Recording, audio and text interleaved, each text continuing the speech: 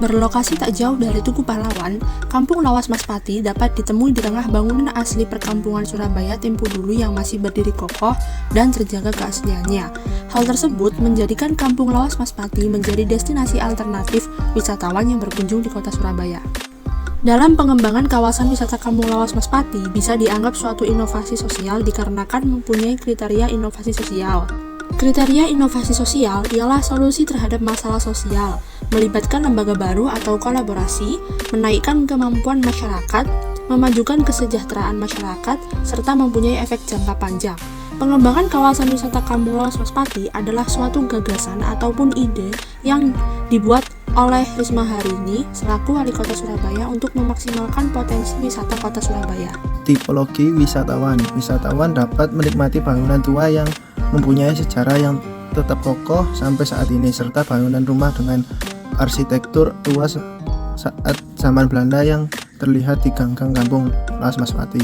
Potensi sosial budaya merupakan keunggulan Kampung Lawas Maspati dalam kehidupan masyarakat sehari-hari yang dimaksimalkan sebagai kegiatan yang bisa menarik wisatawan untuk datang ke Kampung Lawas Maspati. Wisatawan diajarkan dengan mengetahui kepedulian lingkungan seperti pengelolaan sampah maupun pengelolaan limbah air.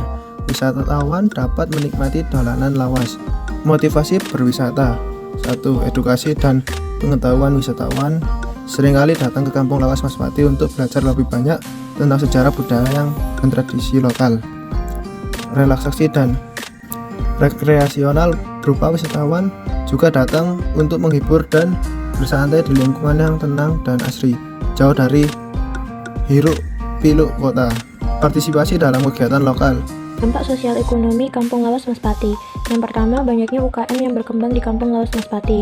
Program-program UKM di Kampung Lawas Maspati menjadi salah satu destinasi wisata untuk kunjungan RT dan wisatawan lokal maupun mancanegara. Untuk itu, setiap RT memiliki produk unggulan sendiri-sendiri. Yang kedua, adanya tour guiding dalam kelompok masyarakat.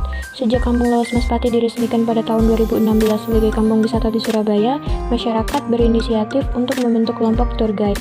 Warga sekitar juga mendapat pendapatan dari kampung wisata seperti menawarkan harga paket dan juga fasilitas untuk berkunjung.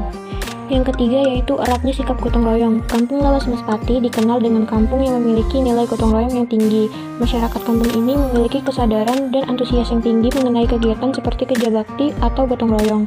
Semua kalangan masyarakat akan turut hadir dan membantu. Apabila ada yang berhalangan untuk hadir pun, mereka akan tetap membantu dengan mengirimkan makanan, minuman, dan juga rokok.